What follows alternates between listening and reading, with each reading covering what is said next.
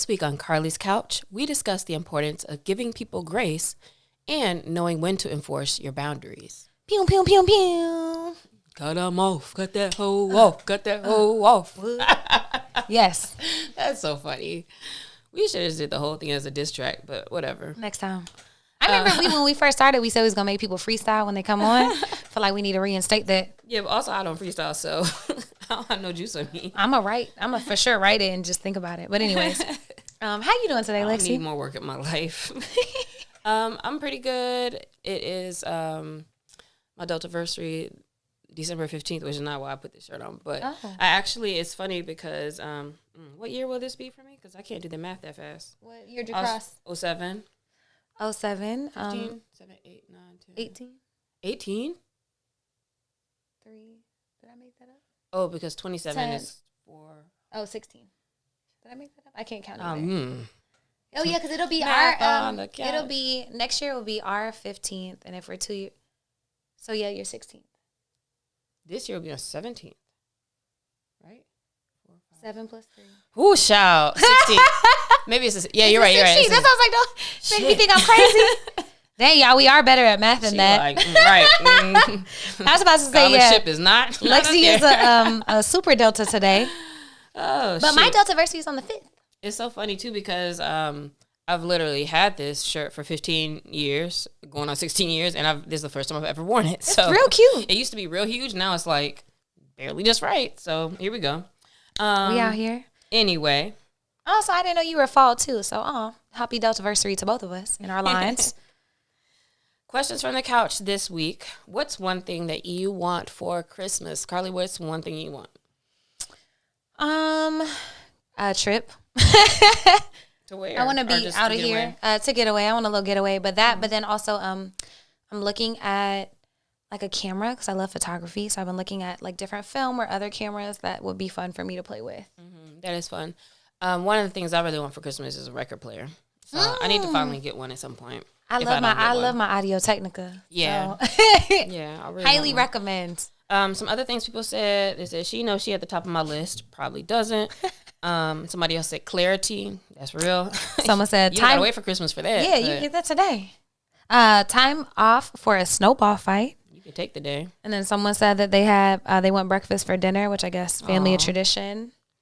Somebody said 5 months free rent. Mm-hmm. From the South. Someone also, yeah, for sure. Someone also said peace and quiet, and then dang, that's when you know you got a family. Yep, absolutely. And then one of my favorite on this list is reparations for the Red Summer massacres, especially the one in Tulsa, because some of them people are still alive. Give them their money. Yeah, that's crazy. Y'all were real conscious with y'all answers, but all right. Y'all want peace and love for Christmas. I feel it. I hope everybody does have a good holiday season coming up, though, and enjoy yourself. And have a good season. Be good to people, and hopefully you get what you want. Yeah. Everybody who responded. Yeah, and everybody who didn't. I hope y'all get what y'all want to. But today's episode, I can't really remember what was the catalyst for this thought, but I've been seeing the word space and grace a lot more on social media, a lot more in podcast interviews, and people talking about how important it is, which it is. Like, people need space and grace. We can be forgiving and know that people are human. We need to give ourselves space and grace, and I respect that. But then the idea I started to ponder was, at what point does it become too much? Like, at what point is extending grace not serving you? And what does that even look like? Yeah, that's a good way to say it. At what point is this not serving you? I think that's important to ask about everything. But you're right. And just now when you were talking about space and grace, I also thought about how we can even be talking about people in the music industry or in film or like just anything, right? Like just people, everybody makes mistakes. We're all human. People mess up. The people in our lives may mess up and or do things that don't serve us, family members, relationships, etc.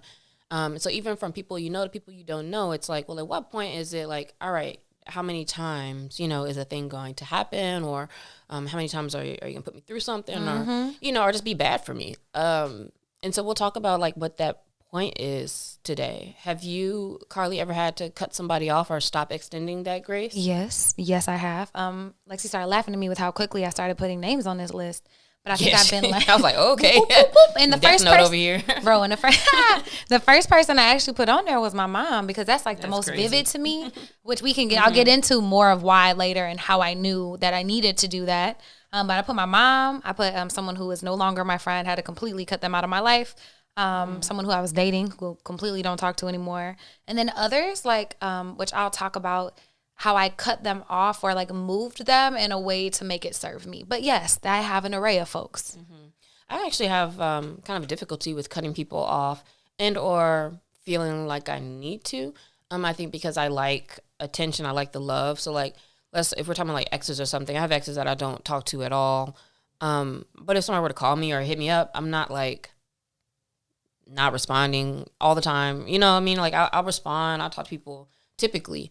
But right now, there's only one person I can think of that I have had to cut off, which was a colleague with work. And they were just so toxic, and just, I felt like I had gave them so many chances, and not even chances. I wasn't necessarily looking for it to change, but I let the cycle keep going a zillion times. And then it was just like, finally, even with that though, it had to be forced. Like it was forced that, when they were dropped from or finished their contract with the client, then I did not have to talk to them. And then I decided, let me not talk to them at all again. And so even with that, like it was something that kind of made that happen.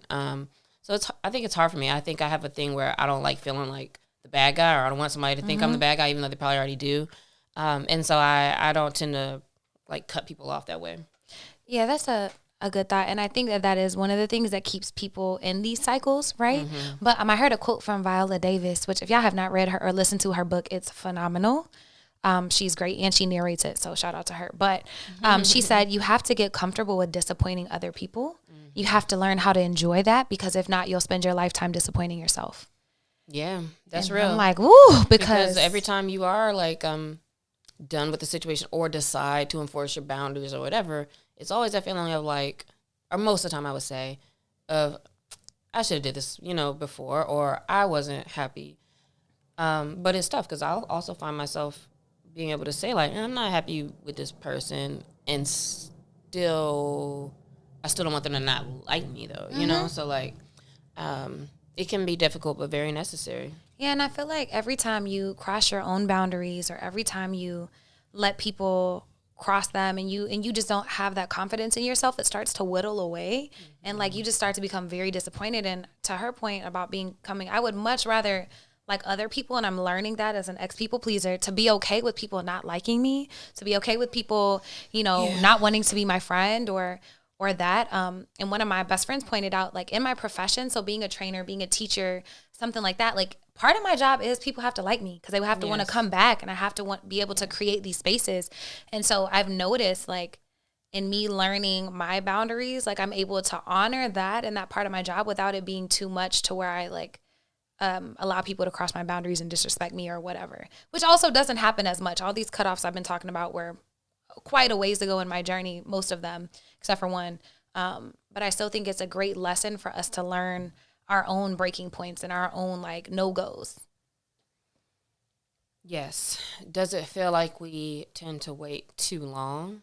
Do you feel like in your situations you waited too long? I mean, and not that there's ever a point where it's maybe too far gone, but did you let it go too far? For sure. I would say in romantic relationships, unequivocally yes, embarrassingly yes. That's so crazy. But I also feel like I'm learning to appreciate that I didn't, because now I have more like forgiveness for myself and like why I would let things go on and what I was looking for. Like I understand myself better, so it's less judgment.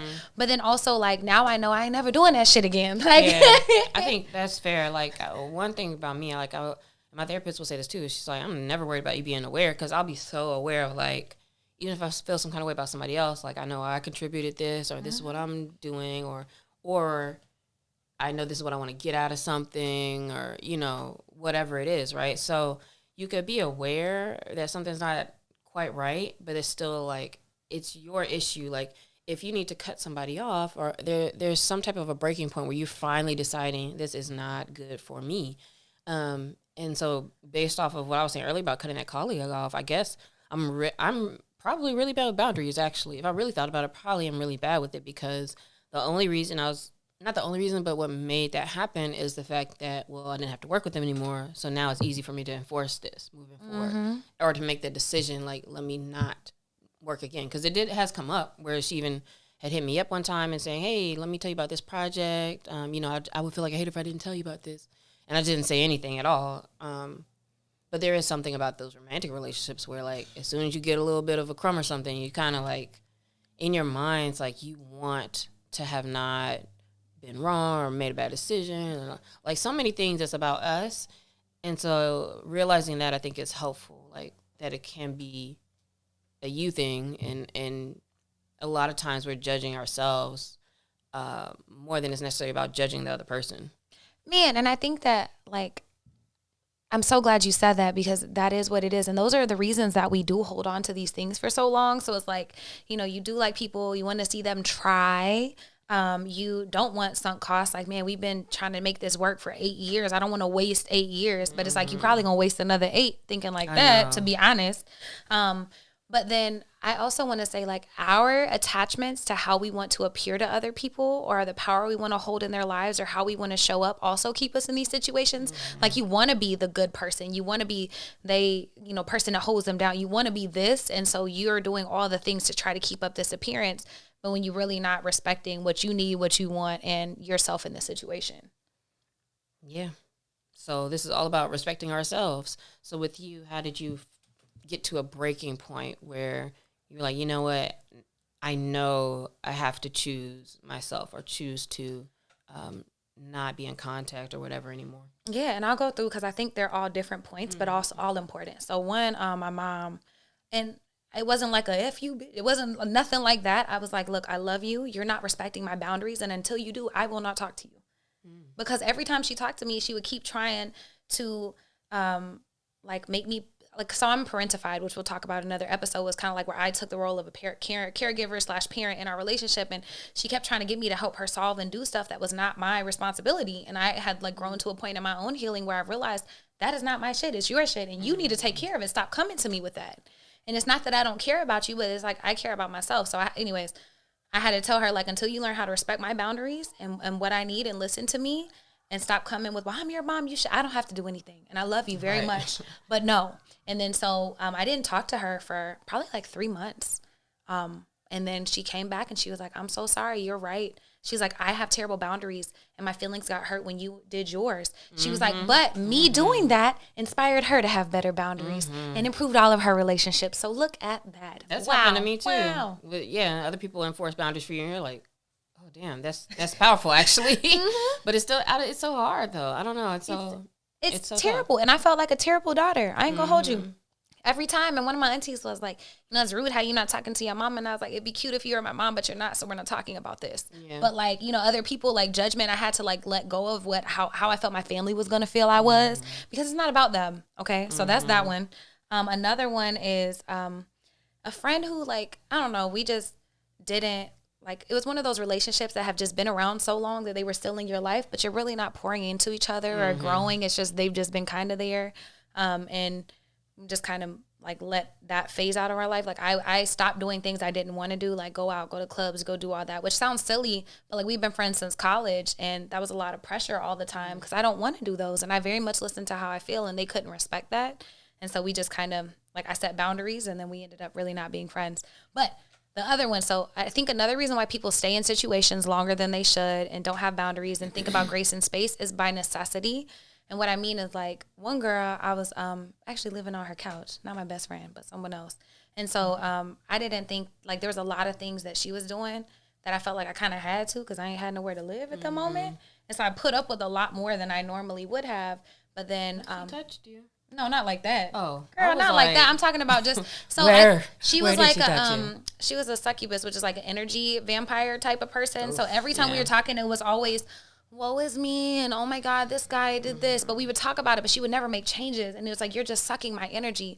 But then also, like, it just was a very lopsided, energetic relationship. So not touching me, I would have whooped her ass, but it was like other stuff. I was about to say, because just sorry to interrupt. Side note, a lot of people find themselves in those positions, like when they're, like, don't have nowhere to stay or whatever, and then they feel like they got to do stuff. And all that. Yeah, no, not like that. No, I was very much fine like that. But she also had some beliefs in life like that I do not like put up with. And so I think that that's another boundary too, if you recognize that your values are not aligned with somebody. And yeah, so we are not friends because of that. And then like one of my exes, so I'm actually like moderately cool with a couple of my exes. I don't have that many. I have like four to five really solid, like actually dated and stuff exes. But one of them I completely stopped talking to because he always kept trying to push for us to get back together, just wanted to be with me. And like, you're not really my friend. And so like, I'm separating, but also I want you to be able to completely like detach from me so that you can have other relationships. So that was for him. Like, and it was probably one of those things where it's like, people just want to be liked. So he probably just wanted you to start being like, all right, just to then be like, never mind. Yeah, and I do not. And like, then, that's such a cycle. Bro. And then the last one was like, it just wasn't serving me. And I felt like he just kept trying to reach out to be a friend to just see if he still got her or to see if I would still reply. So now you just don't get the dignity of a response. Like I can tell you're not being genuine. You're not really trying to be my friend. When I took a step back and looked at the relationship, like you're a high key narcissist. And like it just wasn't serving me. You weren't really ever my friend. Yeah. And so why would you be in my life? Yeah. Some people will just hit you when they need a little boost. And yeah, I ain't gonna be that. Go fill your cup somewhere else, brother. Yeah, I get it. I feel it. You got touched. Yeah, that's because that's not it. So at what point, those are your breaking points. At what point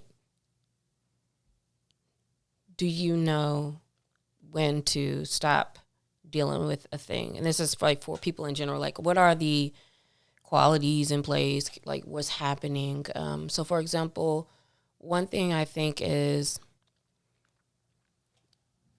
that one thing that people should be doing, if you're in a situation where you feel like you need help enforcing a boundary and or you feel like you're in a position where somebody's doing too much of something, is this is about to be a tongue twister for me. Assess the access that people have. That's like some preacher stuff. Assess the access. Makes it easier to say though. Right. That's how I should have said it. TD Jakes it. But by that is like, okay, and that's sometimes you need to think about what do you need to do for yourself. So like Carlie was in a situation with a roommate and it's like, okay, what do I need to do to get my money up or to find a spot or to like make moves or, whatever. If I'm in a place where somebody has access to me and like, I feel like I have to be here right now. So you have to you're kind of putting yourself in a place to deal with something. So you may have to figure out what do you need to do to be in a space where you may not feel that you need this person or have to be around them. That may be about finding a different job. If it's like a coworker or like a boss who's being inappropriate or something happening, they're not respecting you or whatever, like getting yourself out of situations. And those are things that are about you making a move. But like she said with her family or sometimes there's folks in your life where they are there and they may be reaching out to you or expecting you to be reaching out to them regularly and you feel like you just have to stop. And so changing people's accessibility can be difficult, but that may be on you to like move somewhere else or figure out what you need to do to be in a position to have more options. Yeah, and to have power, like to be able to do that. So in the situation, in that situation with like I was living with someone, didn't really have my cookies up to get my own spot like that. I just like would start working. Like I would stay out longer working. So to limit the time I would have to see her and like, you know what I'm saying? Like you really like, if you can't completely up and leave a situation, cause sometimes you can't, right? Like I just changed it where I would tell her like, hey, I don't really feel like talking about that today. Like, just my own little boundaries and things I felt like I could do. So I think that that's important, but I think some questions to ask yourself if you do feel like, there might be some situations like that. Like, is this relationship serving me or is this thing serving me? Because that's always important. And then is it that they don't need to be in my life, or maybe I just need to change their access, like take them off of VIP and put like I can love you, but from over there, because I have a lot of people like that in my life and some family too. Like I love you so much, but from over there, like you can't get access to my day to day. Like if it's like layers of a cake, like I'm the only person on the top tier with myself. The next person is like partner, best friend, so-and-so, next tier. Like what tier do people need to be on in your life? Because rearranging them could make all the difference in the world without actually having to cut people off. But the hardest people to cut off that we do need to sometimes are people that we give a top layer. So like it may be that partner or somebody close to you where, and maybe it's because of your own growth, like you just start to realize, maybe there's been a separation, and or sometimes it's just, you're just, like you said at the beginning, it's just hard to let it go once you do see something and you kind of already know, but like you just keep going. So that's what makes it hard, is because they're at the top sometimes.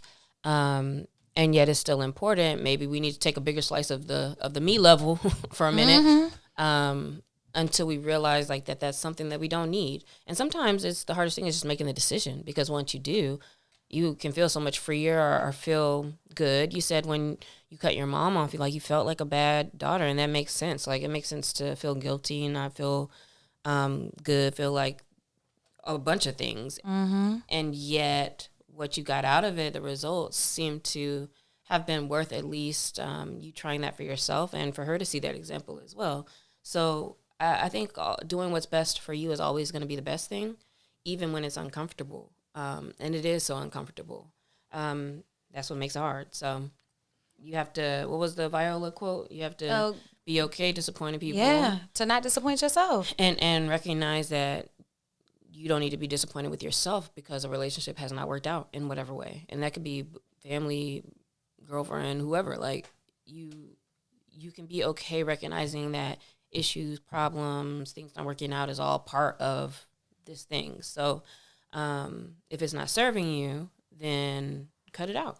Or just try it. Just cut it out. Yeah, just try it and practice with small boundaries first and then work up towards big ones. Try to remove yourself from places. But then also, if you do find yourself holding on to a situation that you should let go, because we have been there, we'll be there, whatever, is asking yourself, what am I really looking for? Why this person? Why this thing? What am I getting from this that makes me feel like I still need it? Because then if you can give yourself whatever you're looking for in other ways, it might be easier to let some of that stuff go.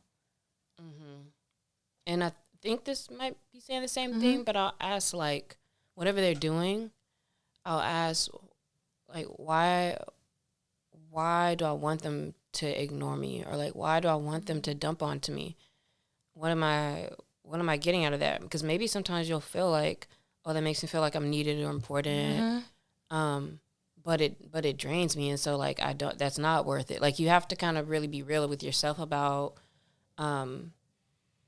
what you want is what you're getting, if that makes sense. So it's why do I want somebody to do that thing? And then that helps you kind of assess yourself. And I think that's the biggest piece, right? Because a lot of people I didn't ask them to abuse. I didn't ask them to use me or to do that. But it's okay, well, what are you're looking for that validation? Anybody else, they would just be nah. Yeah, exactly. Or they would have cut. Yeah, but you're allowing these things, and I think that is really uncomfortable sometimes to recognize the things that we have grown to allow, the things that we have grown to need. And so, this process isn't easy, but it's so worth it in feeling lighter, and then also, being in a space you want to be in with the people who need to be there. And not just carrying around all these extra folks or extra opinions or extra relationships just because it's either what you've always done, you don't want to be disappointed, don't want people to whatever, judge you for. And it's all about self-exploration and figuring out what you need and how to meet those needs. Yes. Last week we talked about feeling, and now it's so important to feel good in life. And you can feel happiness and joy in your relationships as well. So this week you can think about, in what spaces does it not feel good? Or where are you allowing people to do things and you don't really feel good, but they're there, or you're going through with it? And just do that kind of an assessment. If there is any place where you need to enforce boundaries. I'm not saying necessarily how many people can you cut off this week? Because we know all them tweets is coming at the end of the year about people not making it to 2024 and all that. But won't be here till 2025.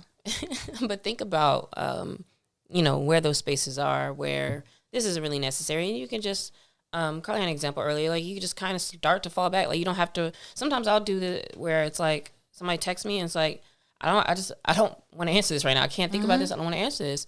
And it's okay.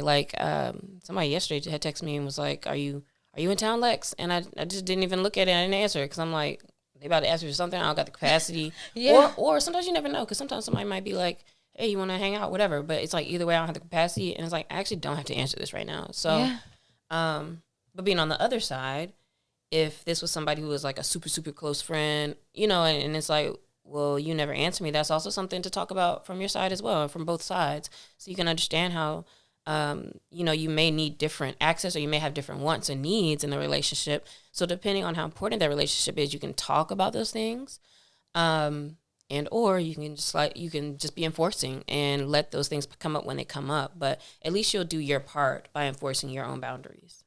And you have to know what you need and do that self-assessment, but then own your power in those spaces. Like, I think that can be such a fun thing to shape your life in a way that best serves you.